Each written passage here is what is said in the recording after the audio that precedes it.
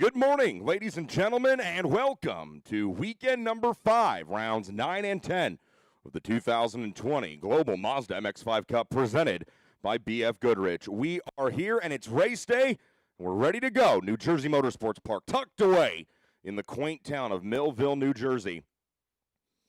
This weekend, the Thunderbolt configuration, 2.25 miles, featuring 12 very different corners and 2 different ends of this racetrack, which will test drivers for the 5th weekend of racing here in 2020.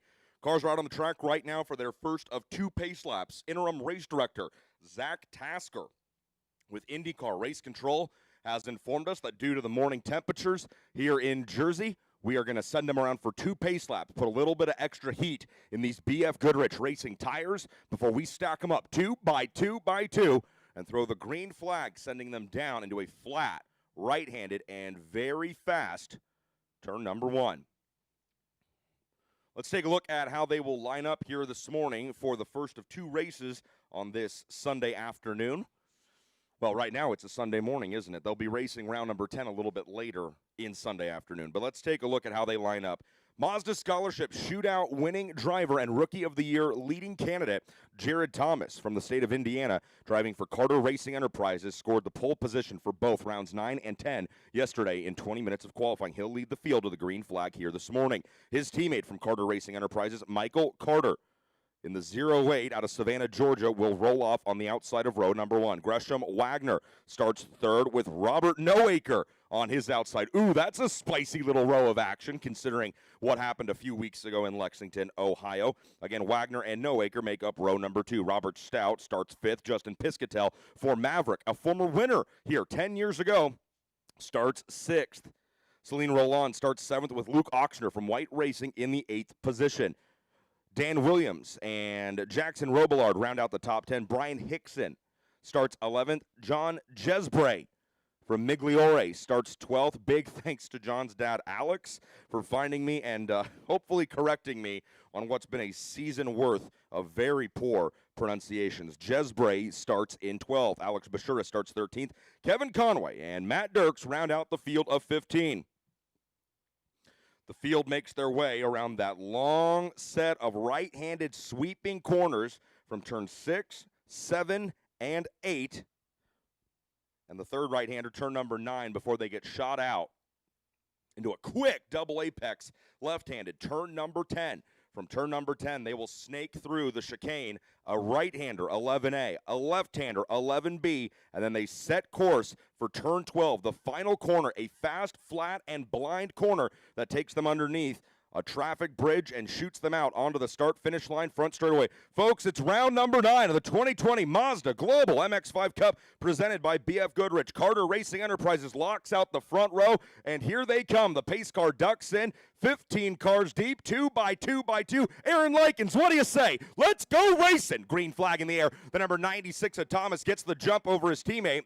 But it's a lot about what happens behind him. Remember, Robert Noaker coming from the inside of row number 2. They stay stacked up just like they're on a pace lap as they make the right-handed turn number 1. You use a little bit of that curbing to get a shot out. Then they come up the hill and over a second right-hander, turn number 2. Now into the turn 3 complex, a right-left-right chicane, 3A, 3B, and 3C. No change up at the front as Jared Thomas, the scholarship shootout winning driver, leads the way over his teammate, Michael Carter. Thomas getting ready to bring him out of the chicane, 3A, 3B, and 3C. Here they come. They're going to make their way into the middle section of the track. Now out of turn 4, and then the left-hander. Turn number 5, Jared Thomas in the Soul Red Mazda. Number 96 still out in front through the long right-handed turn number 6 that sets them in to the second half of the racetrack. Just lots of long, flowing radius corners here that drivers spend a lot of time with right-hand steering input going into that steering wheel. Drivers are going to spend a lot of time,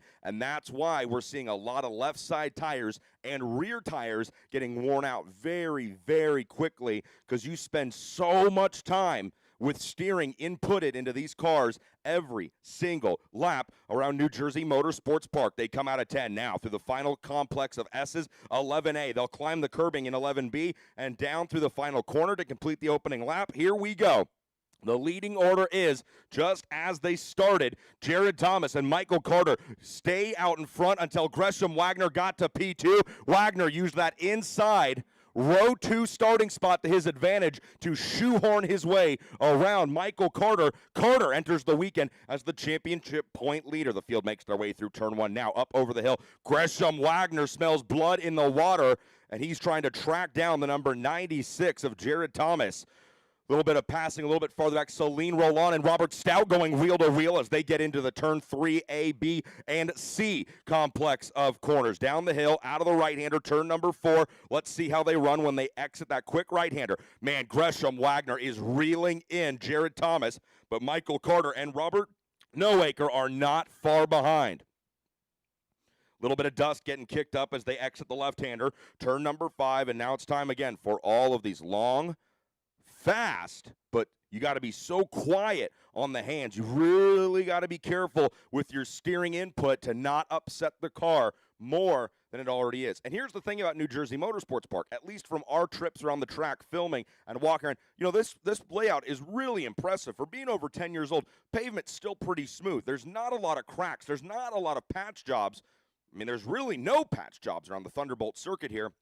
But it's just an abrasive track surface, and you're sliding the rear end of these MX5 Cup cars so much in the corners, in any corner, when you drive an MX5 Cup car. And then when you put them into a corner complex like 6, 7, 8, and 9, when you almost constantly have steering input to the right, you are just going to heat up those rear tires. A little bit of action up at the front. That looks like a pass for second. Possibly Robert Noaker getting around Gresham Wagner. Let's confirm when they get back to the front here. Jared Thomas leads. No, it's Michael Carter. Carter now back up into second. Jared Thomas leads. Carter in second. Gresham Wagner back to where he started originally following qualifying in third place. Robert Noaker in the 4th position. The field makes their way through the chicane, 3A, B, and C.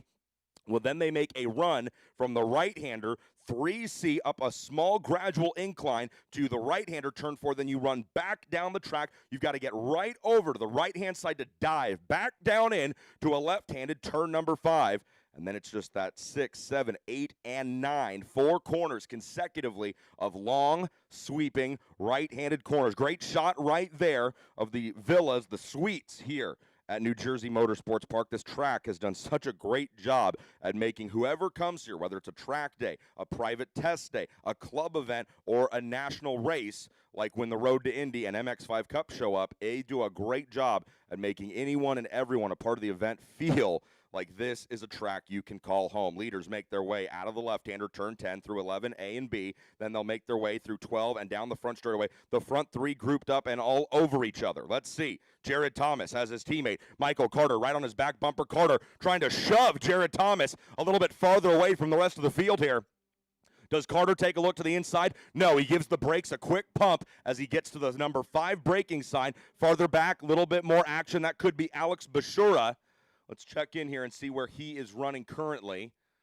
If you're watching live on globalmx5cup.com, thanks for tuning in. Great racing here. 2 rounds of on-track action here today. Fighting up at the front. No, that's Celine Roland getting back on the inside of Robert Stout. Roland gets back around. So that should put Celine Roland back to P5. Move Robert Stout a position back to the 6th spot, because it's going to be Thomas, Carter, Wagner, and Noaker, your front 4. They're way up in front right now, making their way through the left-hander, turn number 6.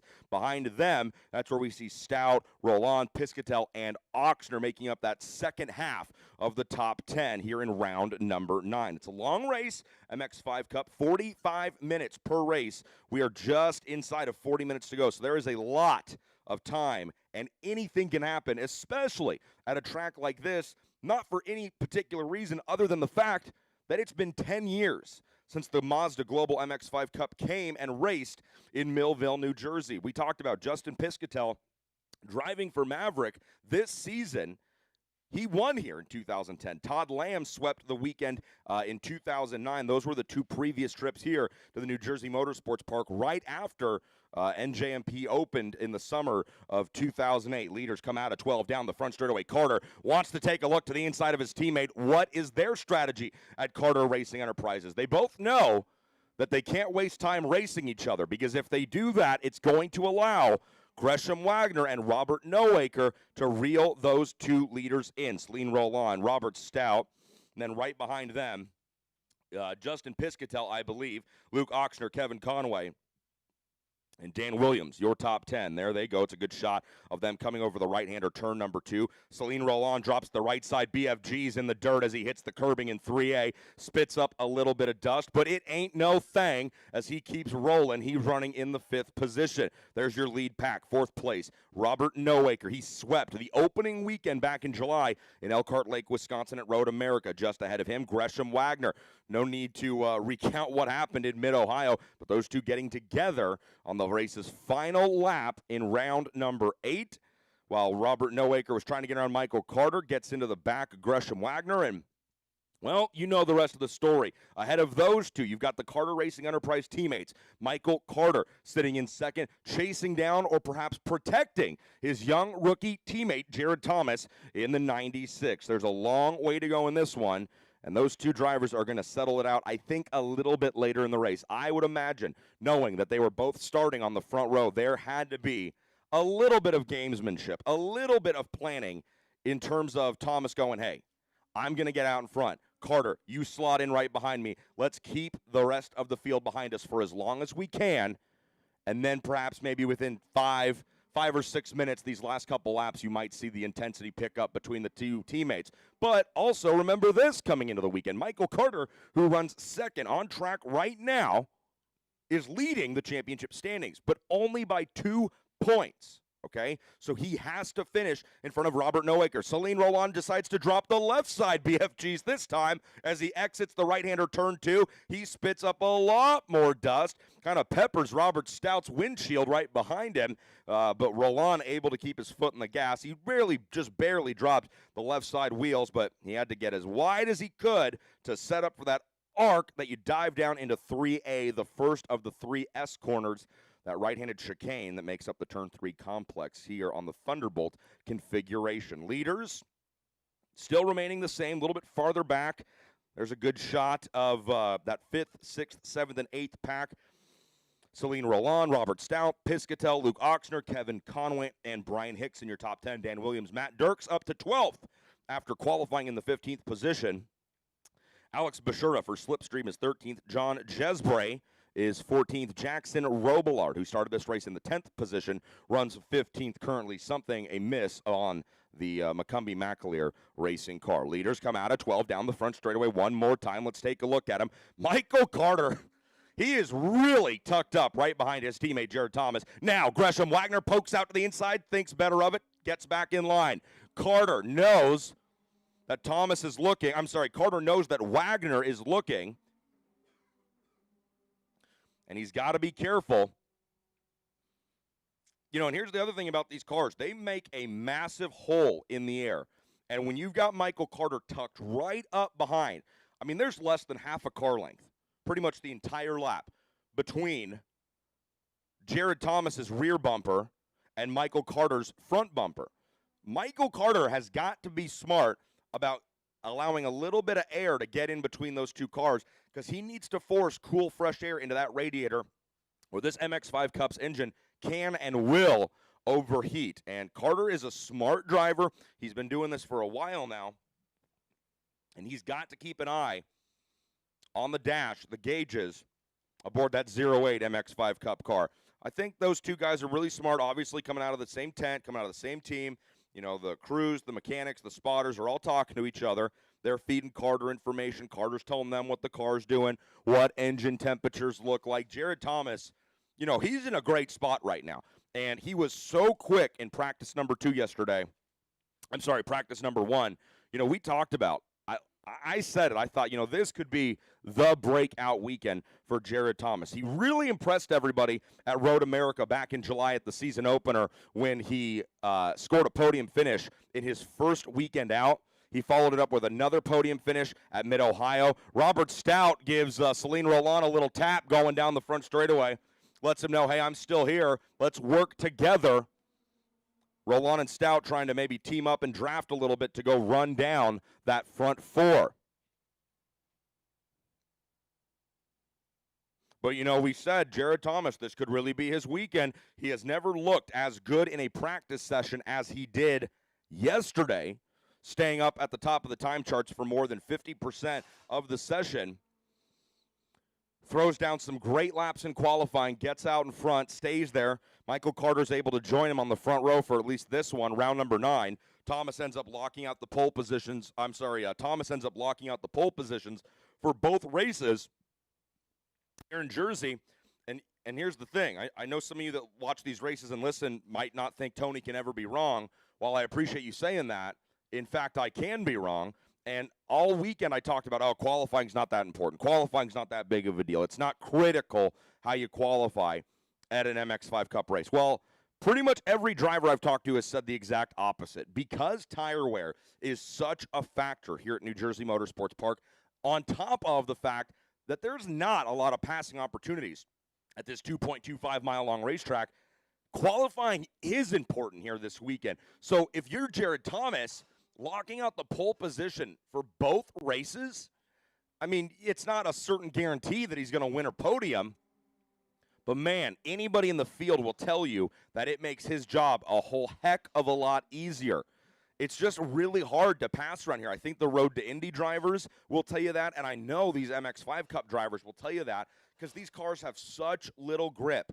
There's no downforce on an MX5 Cup car. We have got the, I believe that's the 63 of Brian Hickson hitting pit lane for Maverick. Yeah, that's Hickson pulling off the track here, coming to the attention. His crew, apologies, they're going to jack up the right-hand side of the 63 here.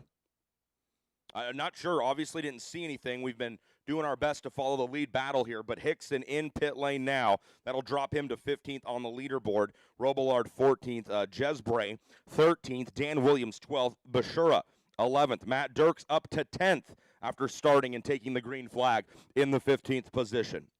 Ahead of him, Kevin Conway in 9th place for Migliore. 8th is Justin Piscatel. 7th is the 77 of Luke Oxner. I have a theory. I feel like we say the 77 is in P7 so many times that if Luke Oxner would just change his numbers, maybe he wouldn't be in 7th so consistently. I suggest perhaps changing the car's number to 1 because there always seems to be a correlation between the 77 on the side of his door and the P7 on track.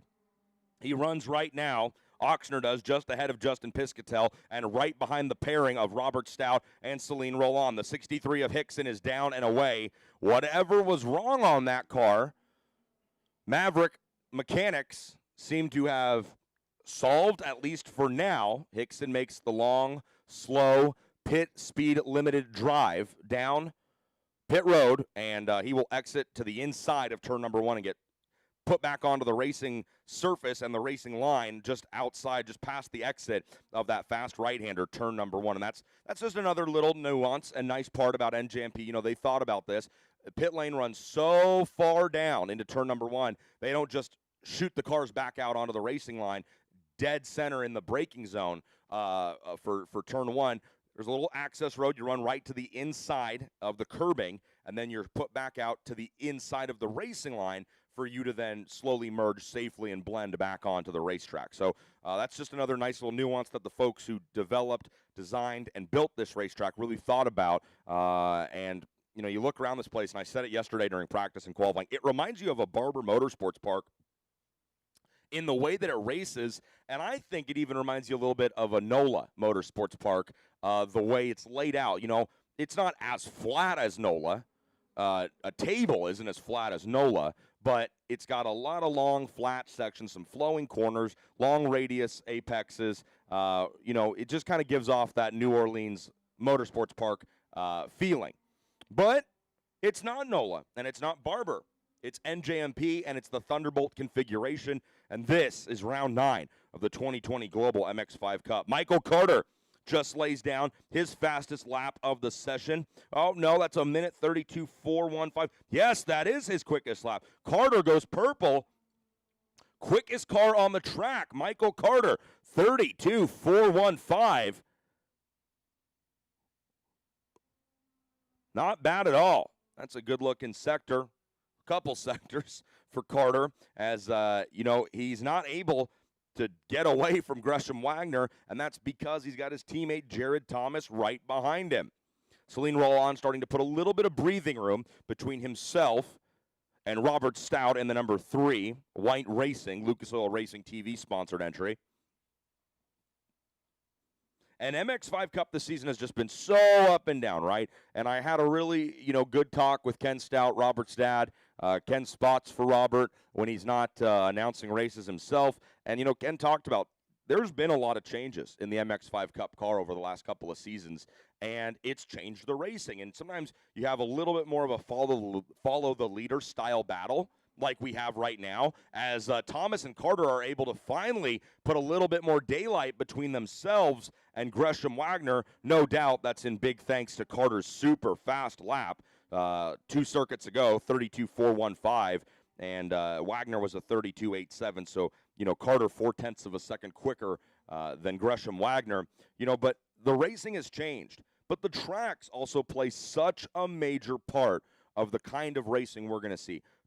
Just a few weeks ago, we pulled back-to-back weekends at the Mid-Ohio Sports Car Course.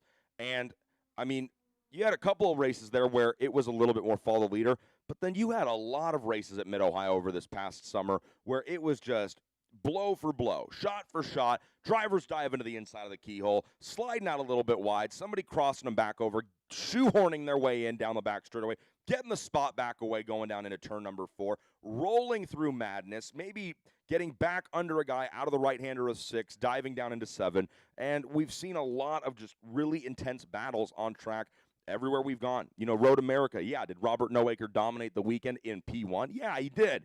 But through the rest of the field, we saw a lot of drivers changing positions and continuing to battle. So the MX5 Cup car, has it seen a lot of changes? Mechanically, technically, yes. But these are still the same drivers. It's still the same program. Mazda is still designing this championship and this program to find the next generation of North American endurance racing superstar. And you got guys right now up at the front like Jared Thomas, Michael Carter, Gresham Wagner, and Robert Noaker, who are all showcasing their talents every single weekend of Global Mazda MX5 Cup Racing presented by BF Goodrich. Field makes their way out of the right-hander, turn number 2, now back onto the right-handed 3A. They'll set up quickly to get on the curbing and roll through the left-hander 3B, then the right-hander 3C. Really quick, snap of the wrist corner. You get back out to the left-hand side of the racetrack. You rise up gradually, and then you dive into a right-handed turn 4 as the track begins to fall downhill away from the drivers. Get back over to the right-hand side, set up for the left-hander, turn number 6.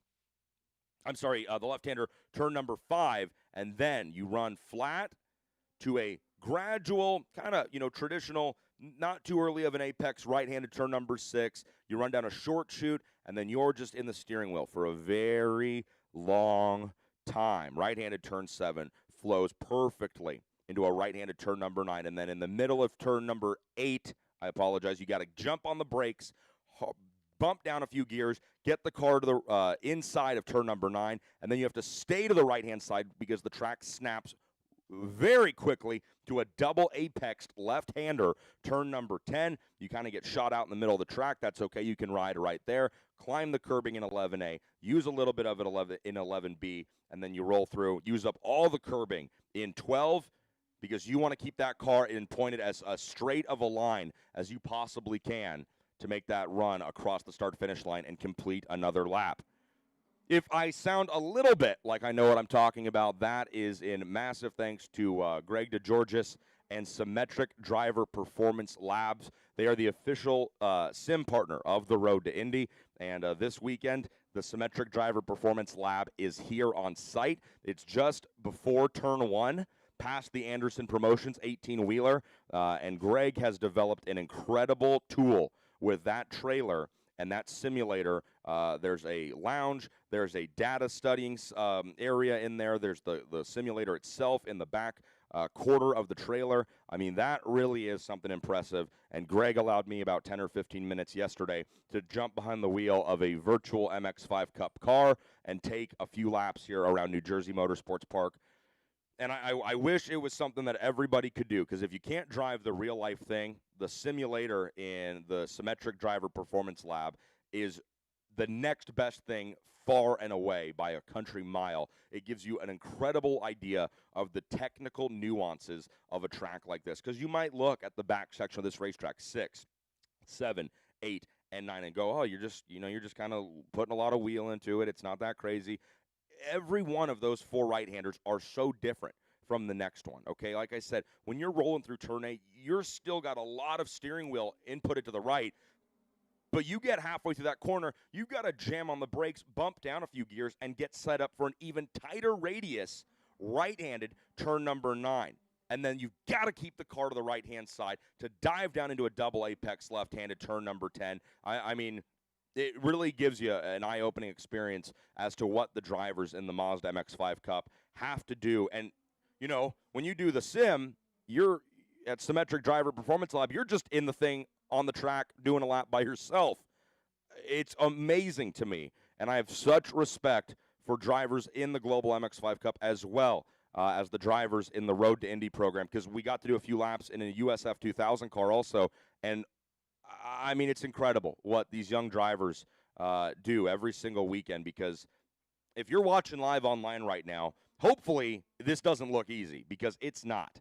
And to run inches from the rear bumper of your teammate like Michael Carter is doing, or battling side by side, lap after lap like Celine Roland and Robert Stout have been doing, it's a lot of work just to run down a lap consistently on your own, let alone throw in a bunch of competition. The field has reached the halfway point of this race. 45 minutes on the clock for round number 9, the first race of the day here in New Jersey. Just over 20 minutes left to go. And slowly but surely, Jared Thomas and Michael Carter have worked together, and it's not a big deficit, mind you. It's not a large gap. But they have put a little tiny bit more room, lap after lap after lap, between the two of them, Jared Thomas, your leader, Michael Carter in second, and the gap is getting bigger and bigger between them and Gresham Wagner, who runs in third place right now. Robert Nowaker, he's just doing his own thing right now. He's just biding his time and riding. All the mechanics, all the spotters, you know, they can talk to the drivers on their own separate radio channel, and they're letting them know, hey, we're up on 20 minutes to go. No reason to get crazy. No reason to do anything too aggressive right here. Not yet. The opportunity is going to come.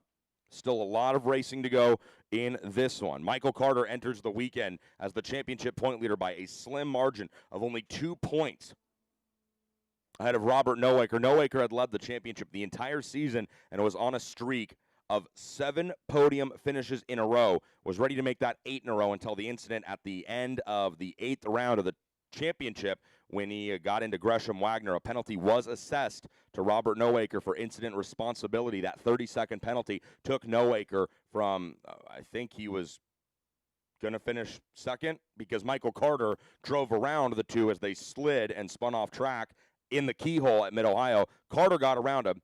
He stayed out in front the rest of the last lap and won the race. I believe Nowaker was running second. He was credited with a penalty, and that's what took him off of the podium for the first time all season. So 7 podiums in a row.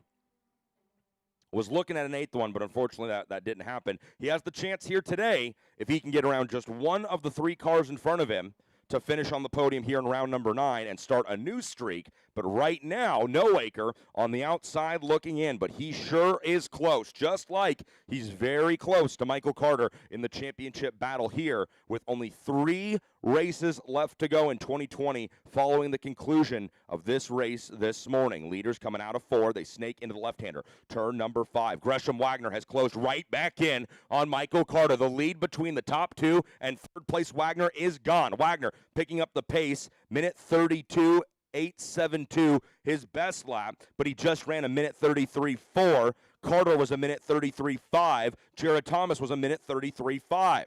So it's not by a lot, but Wagner was a little bit quicker last time by. Minute 33.496 to a minute 33.558. And if you can just continuously and consistently be just a tick quicker each and every lap than the cars in front of you, you're going to catch them. Now, obviously, As Tom Cruise said in Days of Thunder, catching them's one thing, passing them's another. And it's very hard to do that at this racetrack, and it's going to get harder and harder and harder every single lap. As just as I say that, Thomas and Carter are able to pull out a gap once again on Gresham Wagner. So maybe Gresham Wagner's car is a little bit better in the quick stuff, the first half of the track. Turn 1, turn 2, 3, 4, well, 3A, 3B, and 3C, and then turn 4. They're all, and turn 5 really, they are all quick, not very long radius. You're in the corner, you're out of the corner in a second, style turns.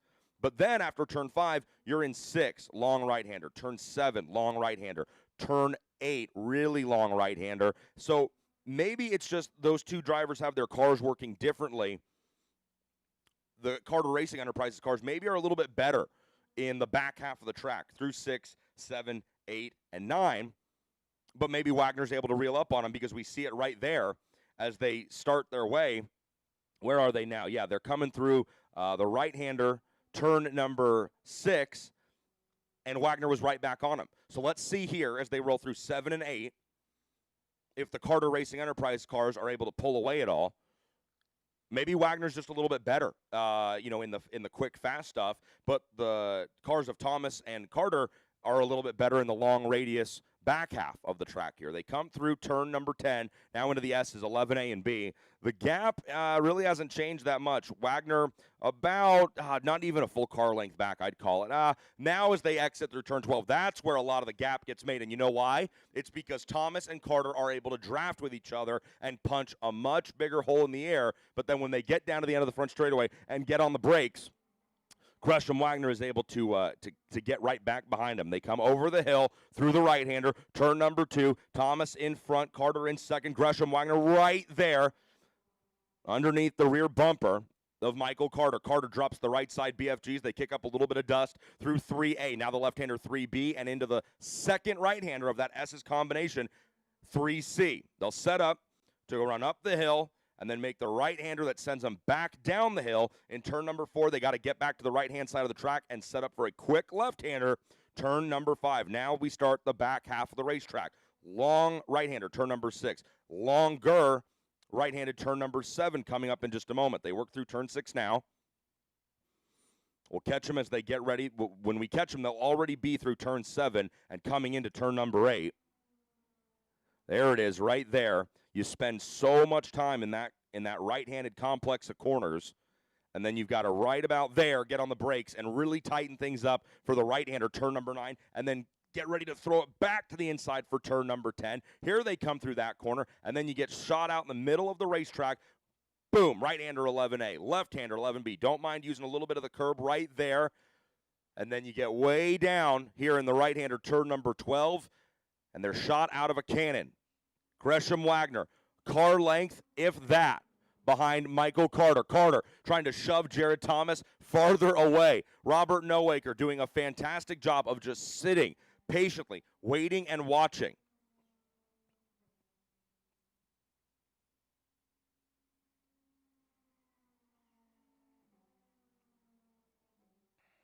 Understand we've got some big Days of Thunder fans in the paddock here today, back in the pit and garage area. So thanks for picking up that quote, that reference.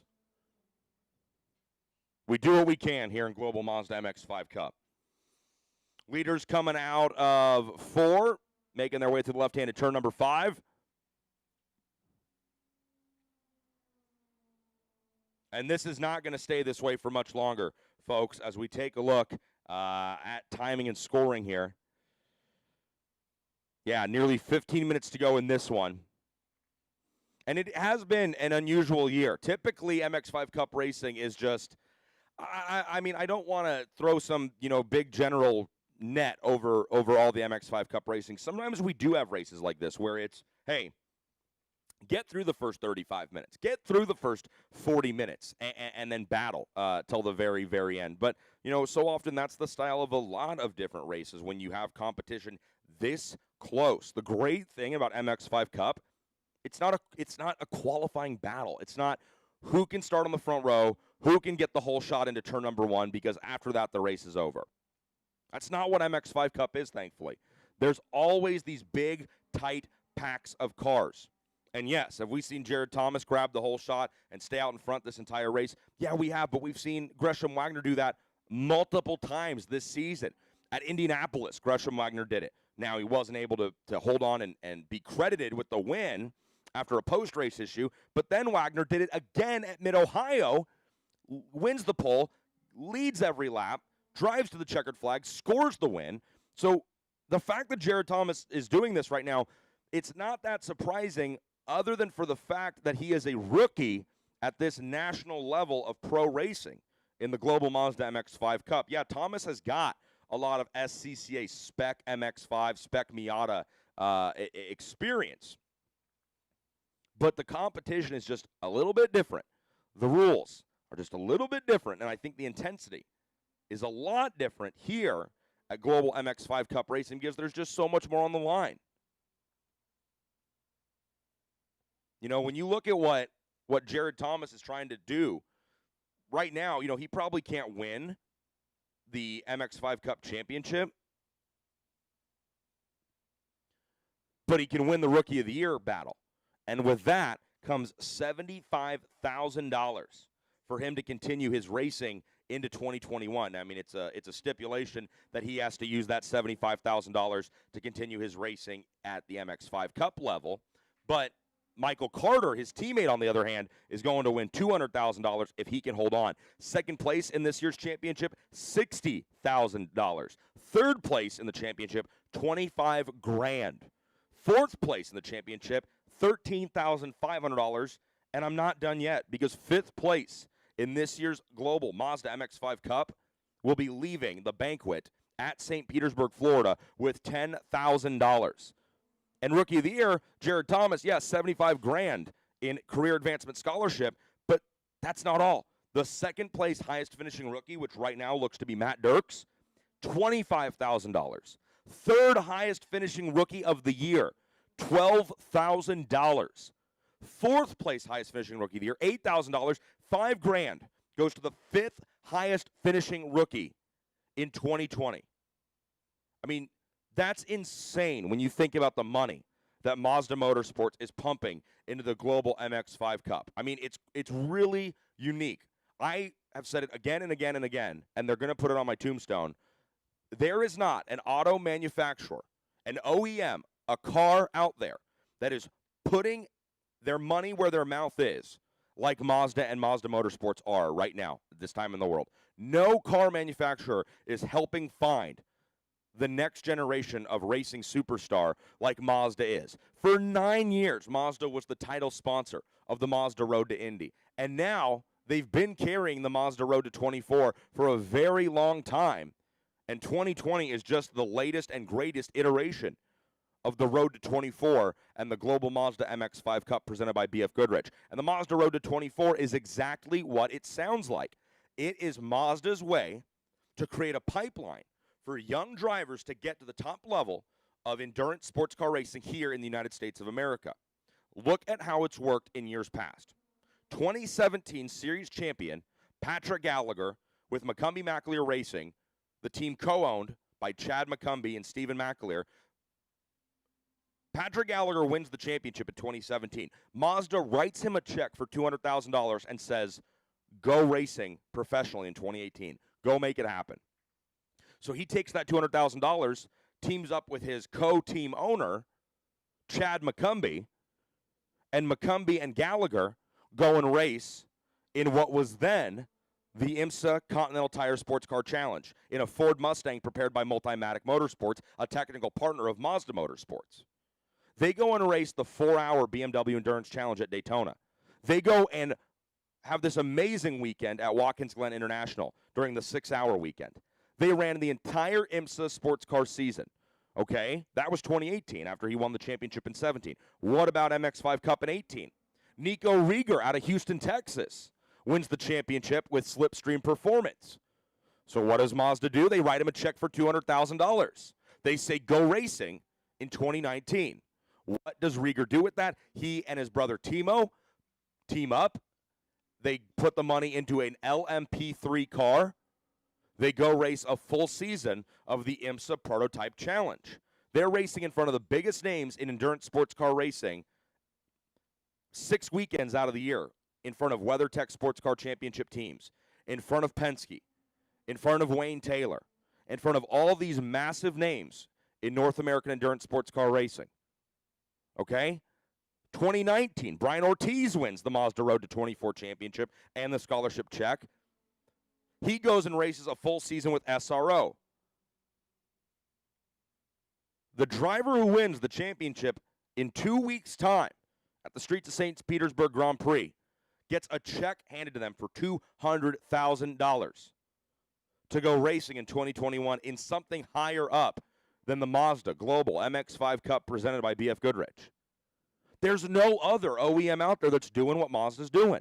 So when you see racing like this, and you see Jared Thomas fighting for his life to keep his teammate, Michael Carter, behind him, and you see Gresham Wagner coming out and going for every single point possible, and Robert Noaker giving it everything he's got every single weekend and finishing on the podium 7 races in a row, it's because they're racing for a lot more than a trophy. They're racing a lot more for an individual win. Truly, every point matters in the championship, because every point gets them one step closer to racing professionally the following season. It was something that John Doonan started at Mazda Motorsports, and now that he's at IMSA, it continues through Nelson Cosgrove and Jonathan Applegate, and thankfully Dan and Michelle Anderson at Anderson Promotions have picked up the torch and continue to support MX5 Cup racing. And next season, they're going to go get sanctioned by IMSA, and MX5 Cup sports car racing will take place 6 weekends out of the year right alongside IMSA sports car racing. I mean, if you're a driver in MX5 Cup, if you're a driver thinking about coming to MX5 Cup, what are you waiting for? What else are you waiting for? Heck, I got the chance to talk to John Jesbray. Well, I got the chance to talk to his dad, and John's racing this season for the first time ever. He's done track days, he's done this, but he didn't kart. He didn't do SCCA. He didn't do Spec Miata. He didn't do any of the stuff that you see the drivers in Global MX5 Cup do. But he's a natural driver. He spent a lot of time working with his dad. They decide to throw their hat in the ring. I think it's the epitome of jumping into the deepest end of the pool to come race MX5 Cup and the Mazda Road to 24.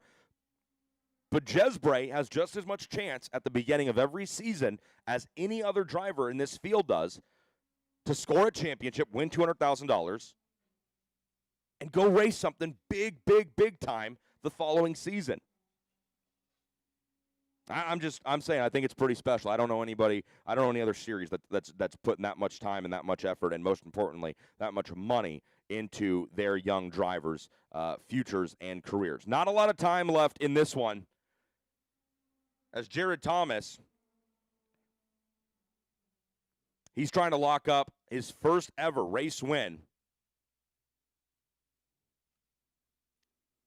on the Global Mazda MX5 Cup. Brian Hickson making a move down on the inside of the 68 as they run down into turn number 1. Now the 68 tries to cross him back over. The 68 says, I'm going to think about it, but then I'm going to let you have it. So there was a little bit of side-by-side racing going down into turn number 1. Remember that Hickson had to pit earlier, just probably, I don't even think we were 10, 12 minutes into this race, and Hickson was inside pit lane getting work done. Couldn't see what it was specifically. That was an issue on the 68.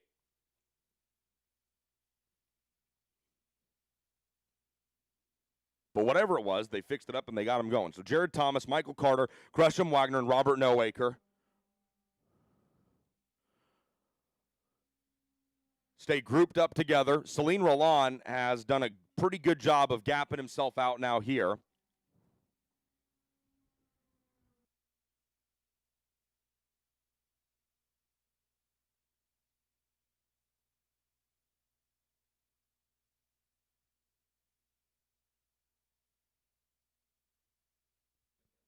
Sounds like a car off over in turn number 6, a lost wheel. Right there, the left-hander, turn number 5. Leaders will be coming up on the incident here in just a moment. Unfortunately, the track cameras are just not in a good enough spot to show us exactly where that car is or who that car is. Celine Roland, good shot right there as he drops a wheel, making his way through. But getting told that, oh, no, it's Stout.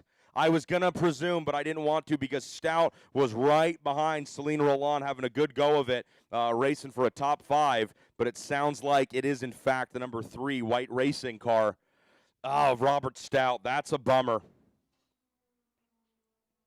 Man, he has just had a tough season. I mean, there's no getting around it. They've shown such good speed throughout the course of nearly every single weekend.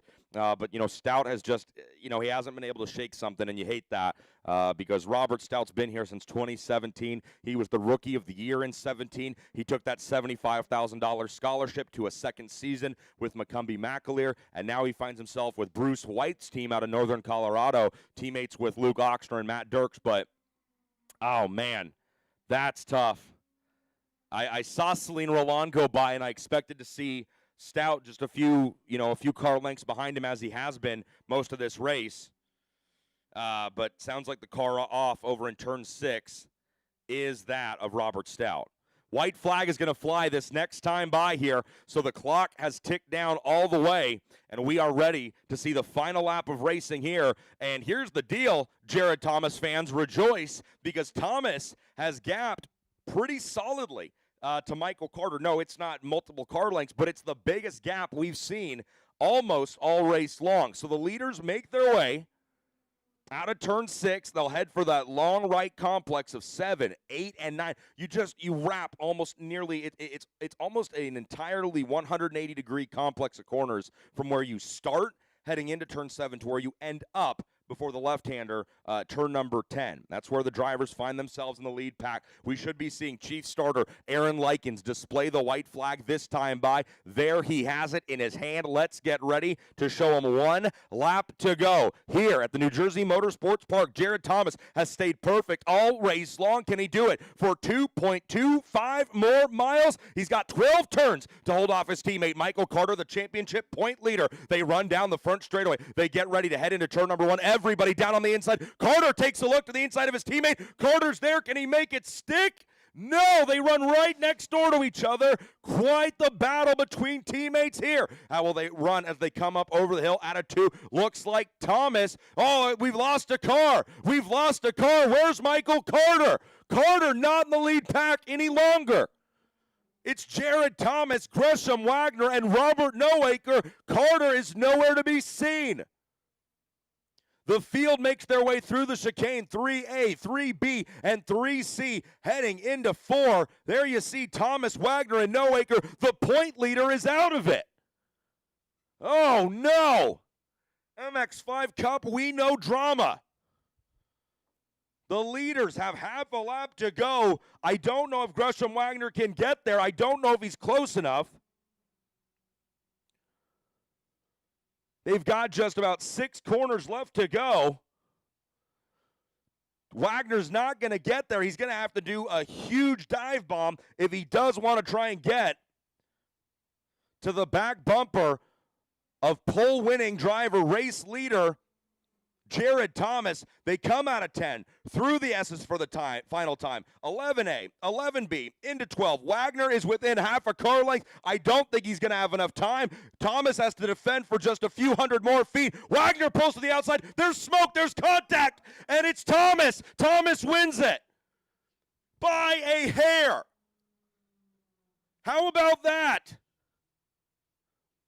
Are you not entertained?